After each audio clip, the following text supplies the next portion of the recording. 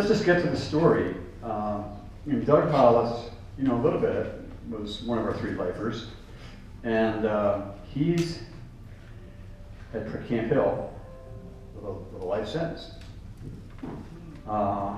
And your life in prison from, let's put it this way, from the time you entered, just give us a little refresher of, how old were you when you went to prison? 16. 16.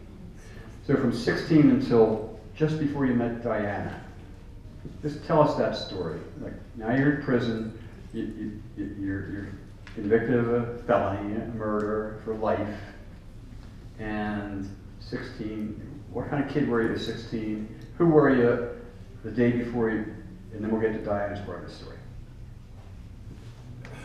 And as I said earlier, when I was a kid, Remember to hold that close to your chest. Thank you. When I was a kid, I sort of looked at myself as a piece of crap, and that's putting it mildly. I grew up in Philadelphia, so when I came to prison at 16, I was still gang affiliated, and I went to the PRC. Anybody know what the PRC is? The Program Review Committee. So, I'm 17 now, and I got, I'm sitting there, and they tell me, oh, you're gonna be the problem inmate in every phase. Employment, housing, education. So what do you do with the problem inmate? Let's send them over to the animal house, which was J Block, where all the rah-rah guys were. And I could have easily evolved into nothingness, but I used their negativity to motivate me to do better, to be more than they ever imagined I could be. And I had a lot of jobs. I worked in plumbing shop. I went in, no one wanted me on their crew, but then everyone wanted me on their crew after they saw my grasp of things and how I was able to retain the different things. And then I went to construction cluster, where I learned how to lay shingle and put screen in doors and windows and paint. And I taught people tool technology, how to use all the various tools. I learned to work a lathe and all the different things that I wasn't supposed to be able to do. A black kid from the ghetto, and they don't want you to really do anything but waste your life away. And I guess in '81, I was assigned to the dispensary. I got a job working in the dispensary, and I soon became the head orderly in the dispensary. And I guess in '82, Dianna started working there. And I was I wasn't the 16-year-old kid anymore, but I was still young. I was 23 when I met her. And, things evolved. All right, let's let Dianna pick it off. All right, now, you're Oh, broke the mic. boy, that's been happening today. So you can fix it yourself. There you go. Is it okay? You got it. So you're now employed by Department of Corrections as a nurse, and you're in the dispensary at Camp Hill. Mm-hmm. And of course, the last thing you're supposed to do is get involved with an inmate. So, Yeah, she was cute. but she's not now? Oh, you should have seen her. What? Yeah? Yeah, redhead, she was cute. Yeah, but so it's against the rules. But you know how love is. So you meet this guy, so different race, and just tell us what happened. What did you see in him, and what happened to your heart? And, Excuse me. When I started there, one of the other nurses said to me, if you have any problems, tell Doug, he'll take care of it. So, anyhow, I just saw the person he was. Everyone wanted him to work with them. The doctors, they all wanted him to work with them. He was very intelligent. He knew first aid. raps, the whole thing, you know. And as we worked together, we would like outguess the other.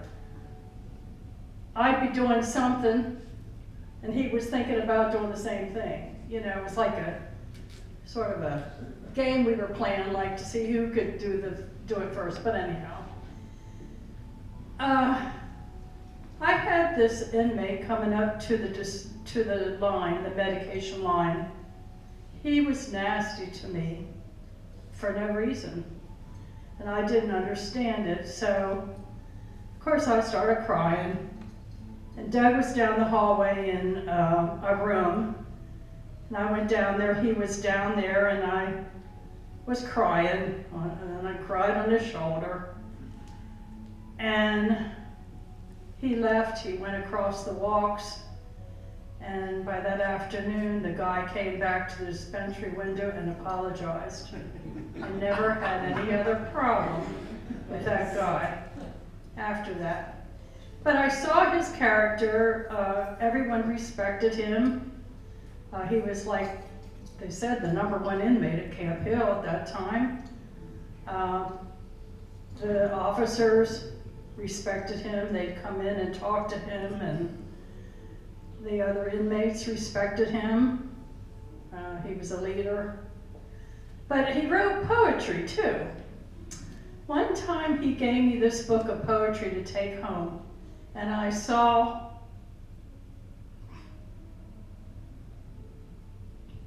inside what was in his heart. And I just saw the character, his character. And one day I was in the medication room. Medication room is right off of the dispensary. There's an archway. And I was in there, and he came to the archway to talk to me. And I had to back away. That's how strong my feelings were for him at that point. He never said anything to me about how he felt. I said something to him because, like he said, what can they do to him? I mean, sure, they threw him in the hole, they transferred him. I resigned because I broke my code of ethics, and he was sent to Huntington. We didn't know if I'd ever be able to visit him again, but the superintendent did eventually give me visits, and we were married in Huntington, 1987. We celebrated 35 years of marriage in February. We've been together like 38 years. So that's pretty much how we got started. All right, but that's not a typical start for a marriage. No. Your family, Dianna, was incredulous. What? A lifer? A black man? I mean, you're like, what? And so you immediately began dealing with some really difficult consequences. Tell us about some of them. People thought I was crazy. My children, for a while, did not want to talk to me or see me. To this day, I'm really close to my youngest daughter. They come up, visit. We have a relationship. My son-in-law, my grandson, and my youngest daughter. My other daughter doesn't call. It's been about a year since I've seen her. She doesn't call me. It's a bad relationship. I mean, what can I do, I have 2 grandsons. They don't live near here, but it's just difficult, and I think my oldest daughter was a daddy's girl, my ex-husband. And she, of course, would not want to go against daddy. You know, if they would just give Doug a chance to get to know him, but unfortunately, that's how it is. So it's not been easy. So how often would you see Doug? Excuse me. How often would you see Doug on visits? Every week. Every week, Go every once a week? Mhm, For how every long? week. For an hour? For, As long as I could stay. and that could be more than an hour. Yeah. Now, was that behind a screen or was that, could you hold No, hands? it was sitting next to each other. Okay. Yeah. And that went on for how many years? Well, take that back. Let me take it this way. So here you are married to a lifer. And once a week, for as long as you could get, is the best you had in the prison waiting room. Did you have any goals? Do you have any plans? Tell us about commutation. Commutation, if I got this right, is there is a provision in the law that you can commute a sentence, end it. Is that correct? Or all right, well, close enough. Sort of. Okay, that's close enough. So, what's your plan? What's your dream? You want to be together, right? So what? Sure. Well, yeah, but it was a far-fetched dream. So tell us about that. Well, of course, we hoped he would get commuted. You know, he went for commutation, 7, 8 times, I guess. Back in 1992, he was recommended to the governor, and the vote was 4 in favor, 1 against. The man that voted against my husband to be commuted was Mr. Preate. And Ernie, might you say a word now, just from not what you know now, but like what you knew then? So you're on the board, commutation board, or whatever they call the parole board. No. Okay. Tell us the story. So what you knew then, what you knew of Doug, why you made the decision, and that sort of. Just a little bit of background. I was on there were 5 people on the state pardons board. It's called the pardons board, and the lieutenant governor is the chair. The attorney general is on it by constitution, and there are 3 members that are appointed by the governor: a psychiatrist, defense attorney, and a prison consultant. So there's 5 of us on the board, and when I was on the board, Lieutenant Governor Mark Single, under Casey, was the chairman of the board. Mark and I, he was a liberal, I was a conservative, but we were friendly. And I liked him. He was a Johnstown guy, and we knew had a lot of people in common. And of course, Casey was from my hometown, Scranton. Now, when Doug came up to apply, the first time I never met the man. The way the party boards work, and this is a sad thing about it, is you, as a member of the pardons board, are judging somebody whether they're capable of getting a sentence commuted, recommending to the governor to get a sentence commuted, but you never see them. You never talk to them. You never understand them. All you do is have typewritten papers about them. And the only people you hear from is somebody who's going to speak from the what was his name? It was the prison society, the prison. Judge Matthew? No, Pardons case. the pardon case specialist from the Department of Corrections, and somebody from his family, like Dianna. Now, Dianna delivered a wonderful, beautiful presentation on behalf of Doug, who was absolutely qualified to get a commutation. He was granted a hearing, and we had the hearing, and the problem that I saw was that he hadn't served enough time yet. And I looked at things, I studied this, and I said, the chances of recidivation are infinitesimally reduced if the individual who gets commuted has served a minimum of 25 years in prison and has attained age 50.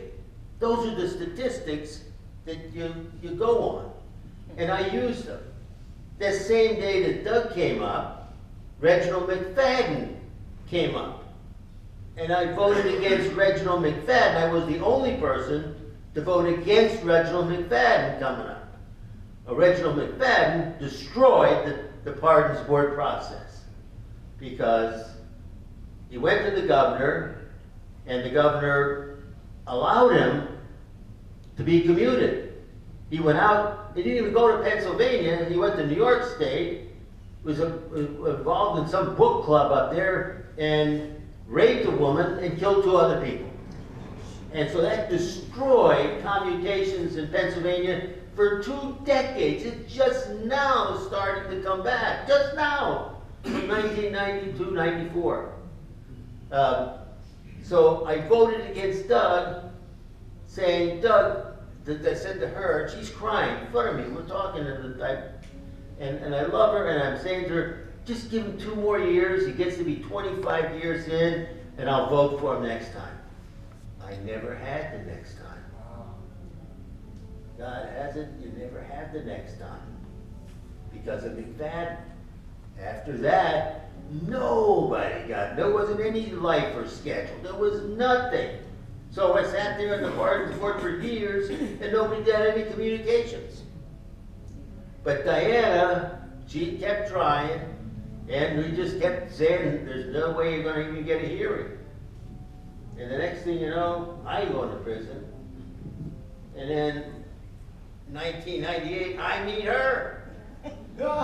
And now instead of me begging, but she's begging for me for help, I'm begging her for help. Well, how things go around. And she's saying, you've got to help us because they're passing a new amendment to the Constitution that says that they need 5 affirmative votes on the pardons board to get a recommendation to the governor. It used to be 4 and 1. Used to have to get just 4 votes, you could have 1 dissent, and you'd still get to the governor. The amendment says 5. So I opposed that, not then, but when I got out, when I got back from my prison term, I filed a lawsuit. I got the Prison Society to file a lawsuit. I represented the Pennsylvania Prison Society. I wasn't even a lawyer then. I'm still getting my license back. So I got hooked up with a couple of lawyers in Philadelphia, and so we challenged it. I still have the paperwork and I'm gonna save it, but the point being is that that's when I started my aggressive and fiercely strong defense of prisoners and prisoner rights. Right then and there. Because I knew that I was responsible for not giving him the chance to get out in 92.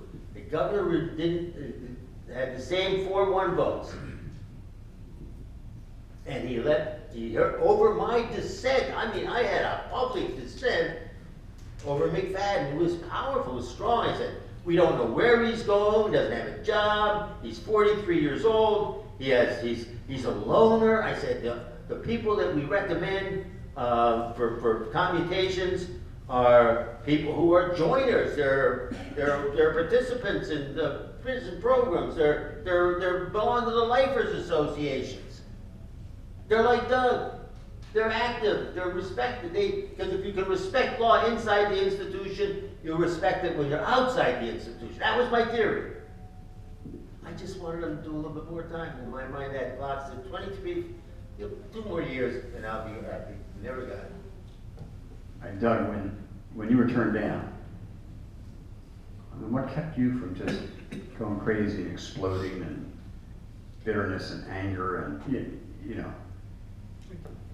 You get angry. Get your mic. You get angry naturally, but it's what you do with anger. You know, the Lord says, "Be angry, do not sin." So there's nothing wrong with being angry. And for me, it was more about trying to figure out why. Where's my shortcomings? You know, I got to be lacking somewhere. And to be honest, there is a lot of things that you go through while you're incarcerated, and you ask yourself, you know, why? And you don't get the answers that you want. So the only thing I have left is faith. And I have to rest on that faith, and I have to trust. And if I tell you I believe in God, then I have to exhibit that belief by standing on my faith. And because if I don't have faith, I'm going to go backwards. You know, it always happens. People lose hope. And the next thing you know, they're sitting in the RHU, or they're in the cell fighting the cellie, or something's going on that you don't see. But the key to my struggle has always been faith. Because I believe in me. Nobody in this room has to believe in Doug Hollis. I have to believe in me. And I have to trust that my God is going to empower me to do what it is that I need to do. Dianna, I have a feeling your emotional state response wasn't exactly the same as Doug's. I want you to tell us what you do emotionally. Yeah, you know, people wonder why I stayed with him all those years. Like I said, they think I'm crazy. But because it's the kind of person he is, you know, his character, and he does have faith. And I'll tell you, on our visits, unfortunately, I bring my 5 days of hardship to him on our visits, and he encourages me, you know, lift me up on our visits. And we both have faith and trusted that he would be coming home one day soon. But, all right, and now Ernie Preate at this point is the man who voted against, right? Yeah, let me tell you a little bit about this. This whole thing with Ridge and single, Ridge won, and then it became Life is Life, and the whole thing started, right, Ernie? Okay, so I was at work reading the newspaper, and I saw an article in this New Harrisburg Patriot News. Ernie Preate, he's gonna appear at the Jim Law's Second Chance Ministry banquet to give his testimony. Now, I didn't like Ernie. I testified against him at Greenleaf's hearings, and anyhow, I said to myself, I think I want to go and see what he has to say. So I went to the banquet. Before Ernie came out, I was at a table and I asked one of the employees, "Where's Mr. Preate going to sit?" He pointed me to where he's going to sit. So I had an envelope. I had a picture of Doug and I in the envelope, and I had a note in there to him. And during the break, I went over to him. He already had opened the envelope and had looked at it, and he said, "Call me tomorrow." And I called him tomorrow, and that's when it all began. I became Doug's lawyer. So where did the grace to forgive Ernie Preate come from? How did you forgive him? Well, if you don't forgive, God's not going to forgive you. I mean, we all make mistakes and misjudgments, you know, so I just had to try. I had to try to get him home. So now you're allies. Powerful allies. Powerful allies. We got grouped together. She started CURE up. We got involved with the Prison Society, Justice and Mercy, and John Rush was involved, and both of us, the Justice and Mercy and CURE. God, I hope John's feeling better. Pray for him. But it was a powerful movement. And we were filing lawsuits of getting headlines. And we were making the charges about the prison, the pardons board wasn't being fair, it wasn't being open, it wasn't giving people a chance anymore. When Mark and I were on the board, you know, we, after it was all over, we checked out each other and we voted together 80% of the time. He's a liberal, I'm a conservative, and we voted together 80% of the time. And the other part of the story, which nobody really knows, is that I'm gonna tell you this. Ridge was running for governor. I lost to him in the primary for governor by 4 percentage points. And so he won, and then he was losing in the fall of '94. He was losing. And McFadden hit the newspapers in October, and all of a sudden the momentum was going toward Ridge. So Ridge came to me and said, I want you to go on television, make a commercial for me, make speeches for me, to condemn my opponent in the primary, in the election, Mark Single. I want you because you voted against McFadden, and he was instrumental in getting McFadden out onto the streets and killed 2 people and raped an old woman. And I said, Tom, I'm not going to do that. Here I'm a Republican telling the guy who's running for governor, I'm not doing it. I said, I don't think it's fair for me to sit in judgment of something that Mark Single did, which was to him a matter of conscience. It wasn't political, it wasn't personal, it was his own thinking, because I talked to him about it many, many times. I said, Tom, I'm just not going to do it. And to this day, we don't talk. The end of the story goes, the end of the story is that Mark and I do talk. And I've used Mark as a witness in our cases, to our constitutional cases. He was a witness. He testified at the federal court for us on these constitutional amendments that we thought were unfair. They're part of the law now, but we lost out, unfortunately, because the voters made it happen that way. But we still have circled around that now. And this is the hope I'm trying to get to you. Because I never gave up on getting this man out reunited with his wife. I felt that that God had brought us together for a reason, and that I was not going to die until this happened. And so I tried these arguments that had to do with juvenile lifers that nobody was using. I was extrapolating from some other Supreme Court cases that had to do with non-murder robbery cases, which they got life.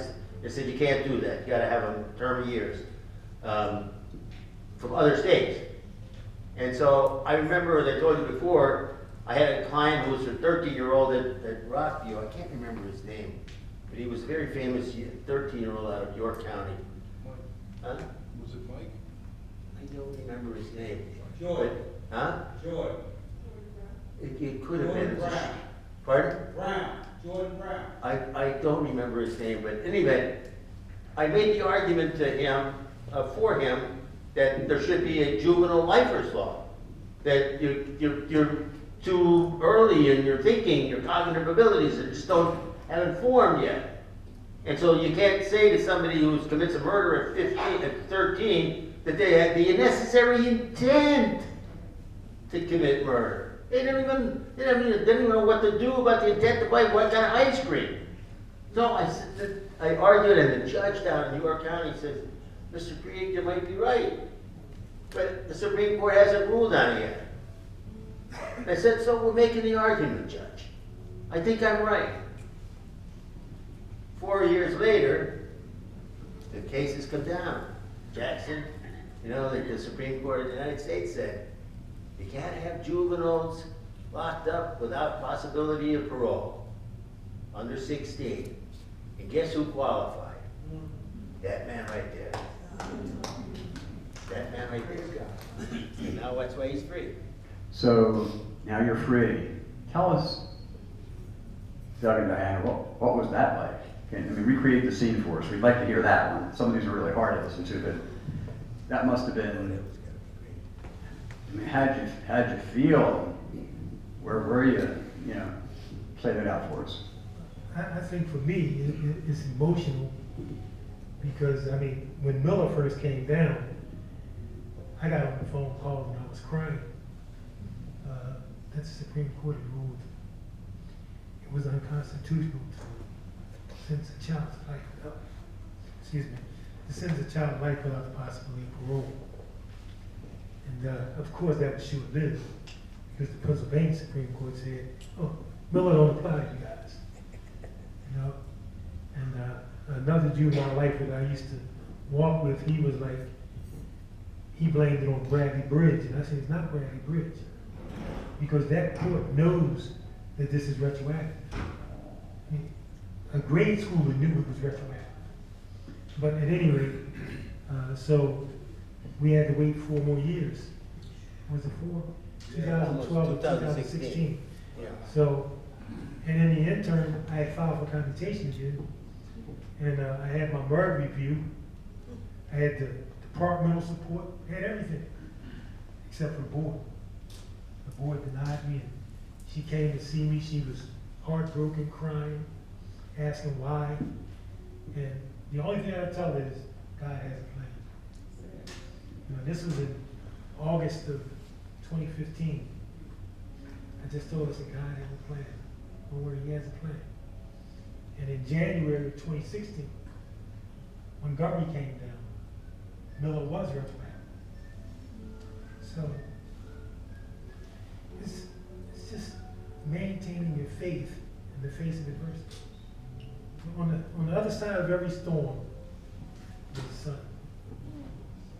The sun shines on the other side of every storm. And life is a series of storms. And I'm free, I'm enjoying my life. I always tell everyone I'm living the dream. However, there's some nightmares within this dream. Because there's some challenges that I didn't have to face in there. You know, there's some obstacles that I didn't have to deal with in there. And now I got a car note, I got to pay for different things that I didn't have to pay for.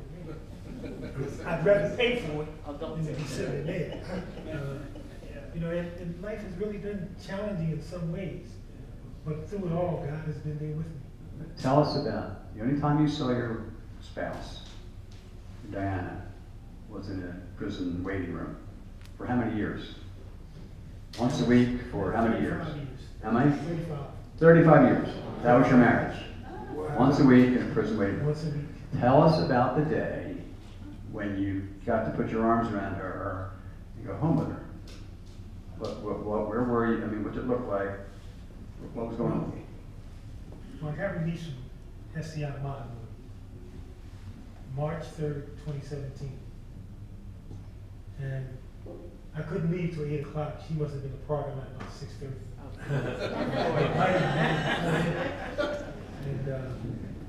And it was an emotional day, but it was a good day.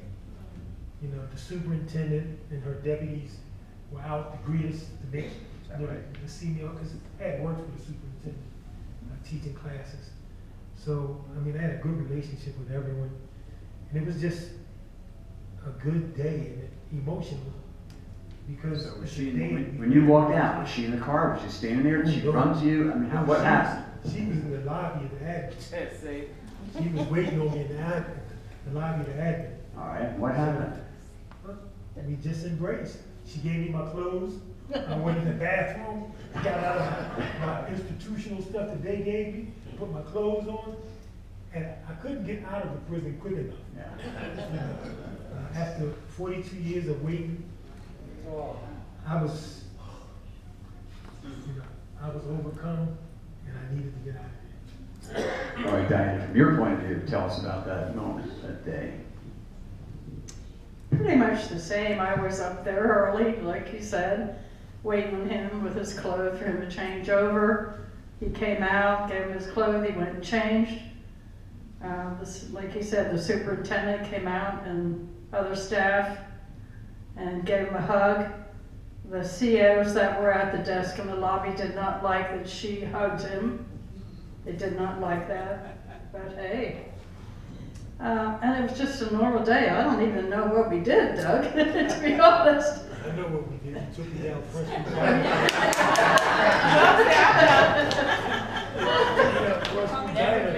The 4th Street Diner, is that what you said? Hold this close so we can... Front Street Diner. Okay. She told me how good this corned beef, cream beef was. and it was trash. But she loved it. So, Potatoes and salad. Well, I think I took you to the probation office too, didn't I? Yeah, I went down when there we too. went there. and parole wasn't very Parole. happy because I had received a misconduct in Gradeford. But on the 9th of December, I was resentenced on the 2nd. I received a misconduct on the 9th. I was in a guy's cell. He had some pornography on a thumb drive. Of course, the pornography wasn't on. I didn't know he had it in the cell. But, you know, when the Bay City Rollers come in, they don't care. And they locked me in another juvenile life row. I didn't realize this, but the hearing examiner at Preate took my job and everything at Mononoy. So I get back to Mononoy, I don't even have a job. So, but the one thing I wanted, and I'll shut up after this. I was in the RHU down in Phoenix, or Gradeford, and I was reading the Bible, and you know, there's tons of passages where the angels of the Lord spoke to his prophets in dreams. So this one night, Sunday, I dreamed, and the only thing I hear in this dream is, it's over. And I'm trying to ask questions. It's like, it's over. And the next thing I know, a guard was at my door asking how much property I had. And I went back to SCI Mononoy. And the day I got to Mononoy, the superintendent kicked me out the RQ, kicked me out the hole, put me back in population. I went to see the parole board February, was it February? Yeah, February 9th, I went to see the parole board. And never once did they mention the misconduct. Never asked me about it. The only thing they asked me about was, why did you get in trouble as a juvenile and go to Georgia? I was stupid, I was a kid, you know? But God had already answered. He'd already delivered me. Because I seen them on a Tuesday. That Friday, the parole agent on the unit said, you made parole. But the parole agent that I had never did my home plan. So I had to spend an extra week in prison while they got my home plan together. And the reason the parole agent was upset was there was pressure coming on him from outside, from everywhere, to get this home plan done. And when I came home, he left me a little nasty note, you know. You'll be here at such and such a time. Yeah.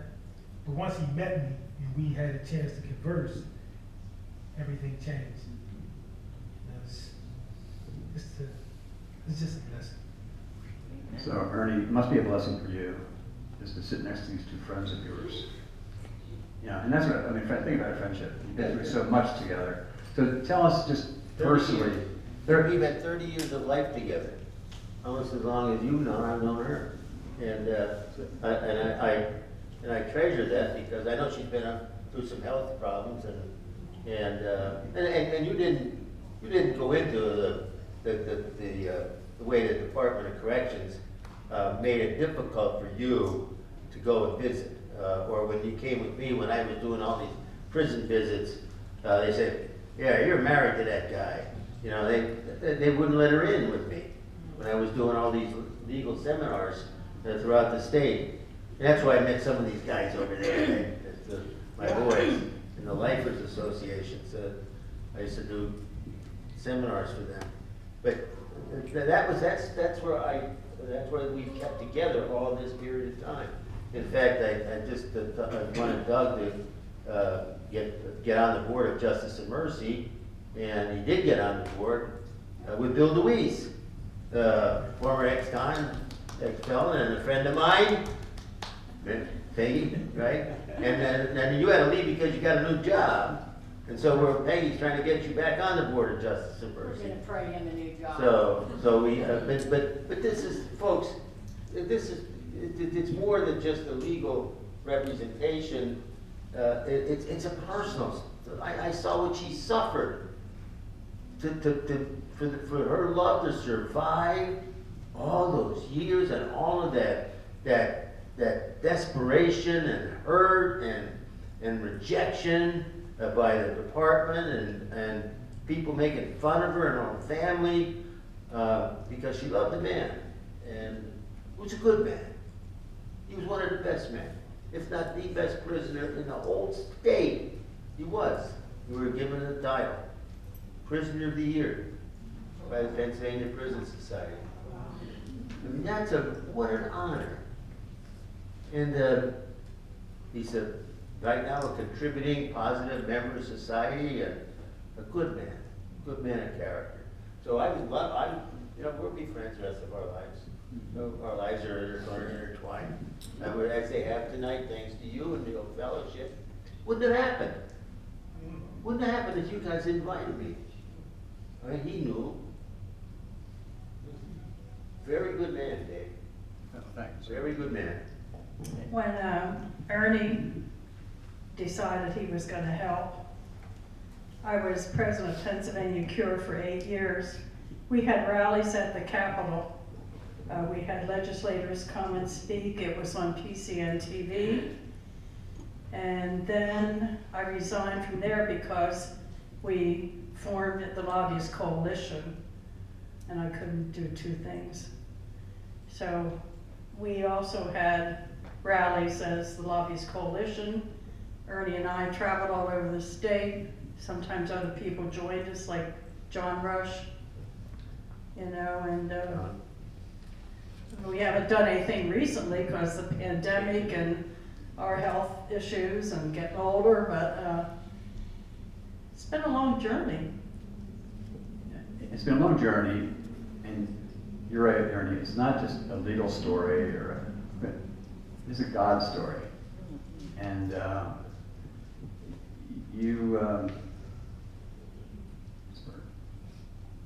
when God works in somebody else's life and they tell the story of what God did, it just gives our faith a boost, doesn't it?